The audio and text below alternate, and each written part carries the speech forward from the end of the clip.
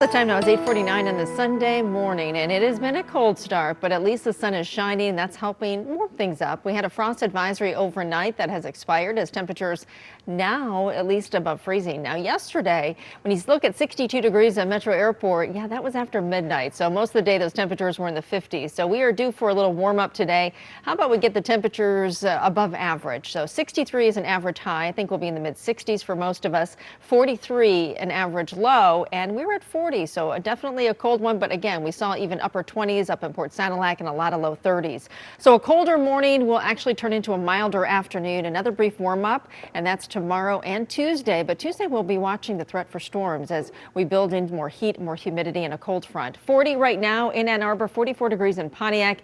It is in the mid 40s in Port Huron. So we're doing pretty well as far as recovering from a cold start. And you can see a few clouds just trying to float through. Not a big deal from Grand Rapids, Mount Pleasant to Ann Arbor to Detroit. These are just some high clouds. Certainly forecasting clouds versus rain is making for a nice Sunday. You can see those showers and storms back to our west, down to our south, but kind of spilling over some of that cloud cover all the way across the lake into our area. If you're headed to the Tigers game, it is looking good for that 141st pitch. Temperatures in the low 60s for the first pitch. By the end of the game, around 67 degrees. Hour by hour forecast shows high pressure is a huge influence for us. This is what's going to dominate the forecast today into tonight. We start to notice some changes by tomorrow night. So during the day tomorrow, we're still going to keep some sunshine going. You can see those storms, though, building back to our west and a large area of severe weather. That threat, even a moderate risk back to the west in Wisconsin, back into Minnesota. And you can see these storms rolling through. This is 11 o'clock tomorrow night, moving through the UP. We stay dry, and I think we will stay dry through the morning.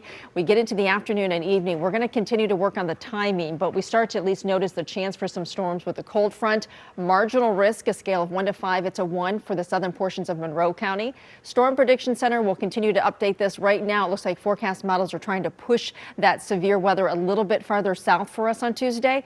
But we have the heat, the humidity building, and again, that threat will still be there. Something to watch for Tuesday. Now, once the cold front passes through, you can see how it cools things off. Temperatures in the 60s Wednesday, Thursday, Friday, Saturday. Don't get discouraged, though. Still looking at the Climate Prediction Center saying the 8 to 14 day outlook will take a little change, and this is very typical. We see a couple of warm days, a cooler day, but overall it looks like we could be on a warming trend when we look at that extended forecast, and looking pretty good next week. We'll watch for a few showers Thursday and Friday.